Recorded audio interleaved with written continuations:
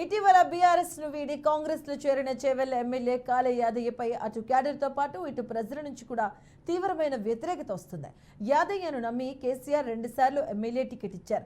BRS అండతో రాజకీయంగా నిలదొక్కున్న ఆయన కాంగ్రెస్ పార్టీలో చేరడంపై తన సొంత నియోజకవర్గంలోని ప్రజలు కూడా తీవ్ర ఆగ్రహాన్ని వ్యక్తం చేస్తున్నారు.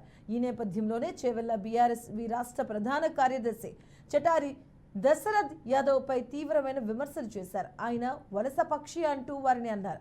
ఇక అధికారం అనే సీజన్ ఎక్కడుంటే అక్కడ వాలిపోయే పక్షి ఎమ్మెల్యే కాళే యాదయ్య అని ఎద్దేవా చేశారు. ఉద్యమాలు చేసి పోరాటాలు చేసి గద్దెలు కట్టి నిర్మాణం చేసిన బీఆర్ఎస్ పార్టీలోకి అధికారం రాగానే వచ్చి 10 ఏళ్లు అధికారం అనుభవించారని మండిపడ్డారు.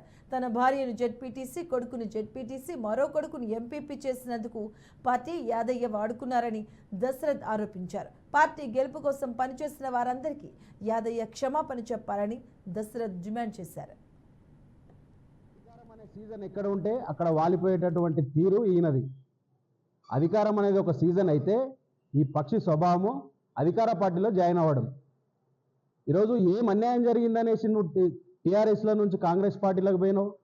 గద్దెలు కట్టి ఉద్యమాలు చేసి పోరాటాలు చేసి పార్టీ నిర్మాణం చేసి అధికారంలో తీసుకొస్తే కాంగ్రెస్ పార్టీలో గెలిచిన నువ్వు అధికారం రాగానే మా పార్టీలోకి వచ్చినావు.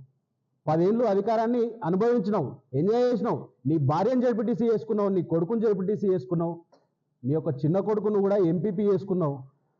కంప్లీట్గా అధికార దుర్వినియోగం చేసుకుంటా ఈరోజు ఒక ఎస్సీ రిజర్వ్డ్ స్థానం అంటే బలహీన వర్గాలకు, మాలలకు కానీ మాదేలకు కానీ ఉపకులాలకు అవకాశం కల్పించాల్సినటువంటి బాధ్యత తీసుకోవాల్సిన నువ్వు ఈరోజు కేవలం ఎస్సీ రిజర్వ్డ్ స్థానాలని ఫ్యామిలీ మెంబర్లను పెట్టి అధికార పదవులలో వాళ్ళని నింపుకొని ఉన్నన్ని రోజులు